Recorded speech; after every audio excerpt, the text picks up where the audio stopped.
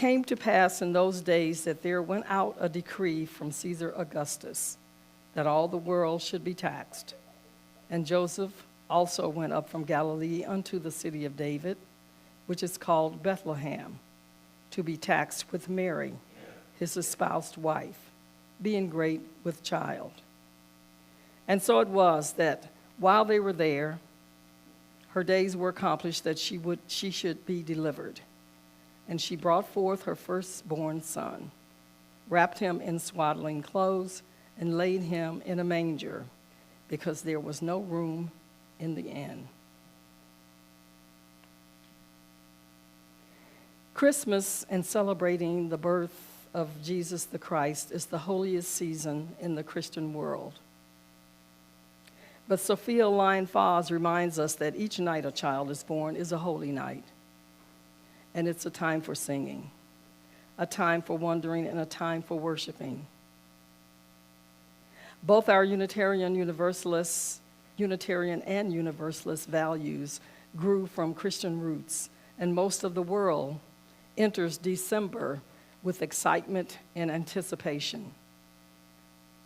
Christmas is a month of lights and decorating, events and parties, festive food, presents, and family.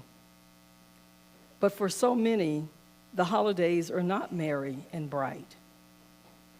Not for the family struggling with an empty chair at the table. Not for the elderly neighbor isolated and alone during the holiday season. For many, Christmas is cast in a Hollywood image of families coming together around a roaring fire or a feast-laden kitchen table, and the perfect gifts have been purchased. Familial relationships are rekindled in a spirit of reunion and joy. Much of it is the bombardment from different forms of media of how loving people are and having people around you in this time of year.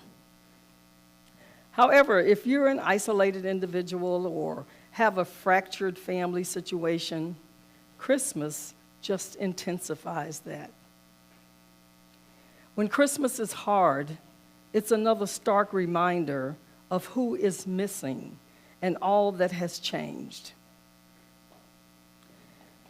On this story, several years ago, Lisa Appello found herself widowed with 6 children trying to face the first Christmas alone without her husband. She shares, and I quote, "I so wanted it to be a happy time for my family, and I so wanted to make good memories for my children. But how in the world could we muster any kind of excitement? Our life had turned inside out, and we were in deep grief." She continues saying, "We desperately needed joy. We needed something that would help us not just get through the days, but something that would help us enjoy them." And so that Christmas, we started a new tradition. We called it Days of Joy. And our goal was to find a way to bless someone else each day. Somehow we knew enough to realize that a huge key to finding joy for ourselves again was to serve others. So that Christmas became marked by the intention to bless others. So Lisa and her family began their celebrated Days of Joy through the act of blessing throughout the month as they purposefully looked for ways to bring joy to others. One of the very first days, they set a cooler of soda and a plate of chocolate chip cookies by the curb early one morning and watched from the window as the trash collectors stopped their huge truck, got out to read the children's note, and then emptied that cooler, swooped up the cookies, and loaded back into the truck. She said it worked like a shot of pure joy, and the family began to look for other ways to bless. They wrapped presents for Toys for Tots, gave away outgrown coats, put together bags for the homeless, and wrote letters to a compassionate child. Lisa also informs that the days of joy worked better than she could have imagined. It didn't mean that they didn't grieve. They missed the husband and father, and there was pain, but there was also joy. In the hardest and saddest days they'd ever known, they were fighting for joy, and each act of blessing helped them smile. See needs outside of their family and deepen their compassion. They made memories in a very hard Christmas by making joy.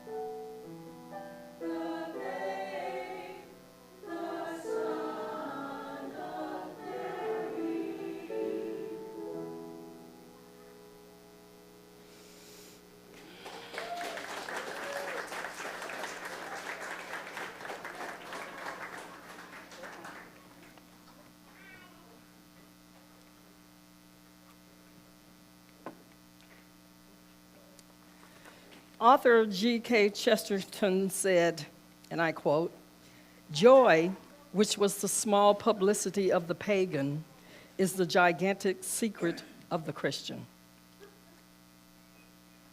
The story of Christmas is one of joyous hope because it incorporates the blessings of human compassion and the gifts that we are, sometimes unknowingly, to one another. However, the gifts we give each other at this time of year are more than just demonstrations of our generosity. They are the symbols of the gifts we are capable of giving on all the other days of our lives. Gifts of love, compassion, industry, and advocacy, the gifts of our common humanity. Many battles have been fought over the truth regarding the birth and life of Jesus. Was he a divine emissary sent in human form? Or is this the story woven from the lives of ordinary people in a particular place and time in history to bring hope? With their penchant for secular humanism, many Unitarian Universalists are fond of arguing the validity of Christmas.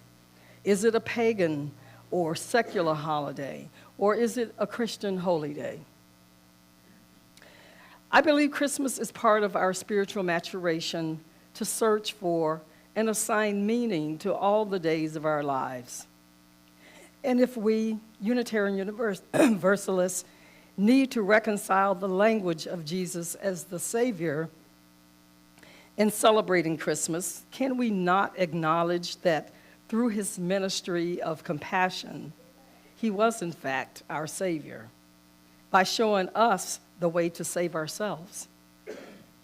Mystic Julian of Norwich speaks across the ages saying, and I quote, "The fullness of joy is to behold the holy in everything." That is the secret in a nutshell.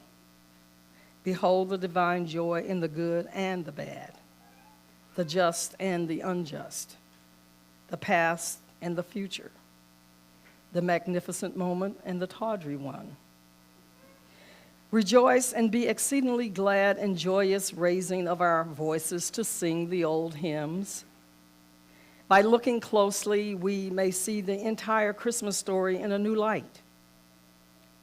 The old stories we retell at this time of year have clues. They tell us something important about the nature of joy.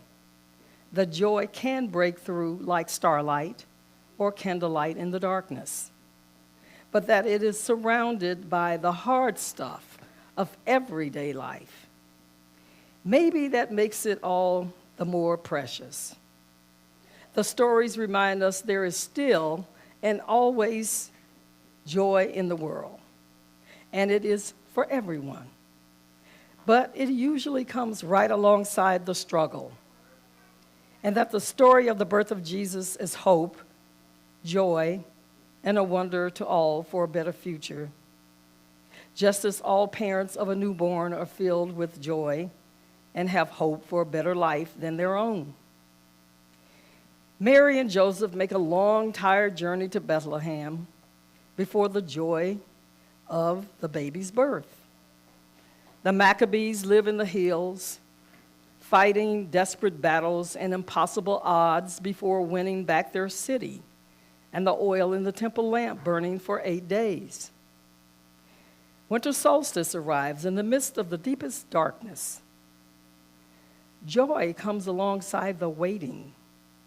It comes alongside the pain, fear, and uncertainty, and has nothing to do with ideal circumstances.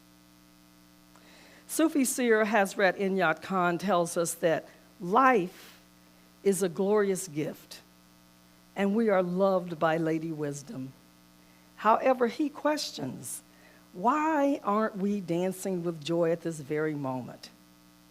Why, he asks, is it so hard for us to be joyful? Is it the pressures of life would give us no relief? Or the suffering of the innocents? Or the rampant injustice in the world? Is it perhaps the fact that we don't like ourselves very much and always feel guilty? Or is it the fear that seizes us when we think of tomorrow? Maybe all we can do is issue joy and open invitation, and then start paying attention to how and where it shows up. We may discover that joy is already happening, smaller and quieter and braver than we realized. We may find joy in the smell of freshly baked bread, the sweet taste of oranges, freshly brewed coffee, and a view of the night sky. In this season of wonder and light, let joy find you, however and wherever you are. From my heart to yours, may it be so.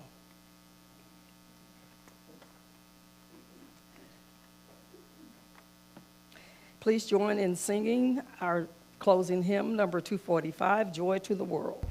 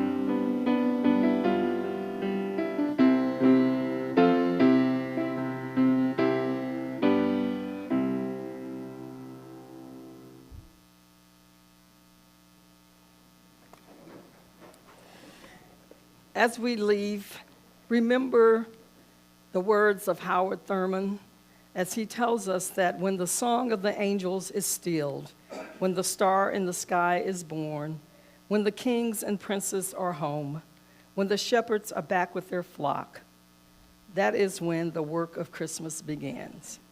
To find the lost, to heal the broken, to feed the hungry, to rebuild the nations, to bring peace among the brothers and sisters, and to make music in the heart.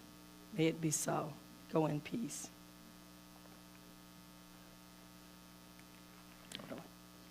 Yes.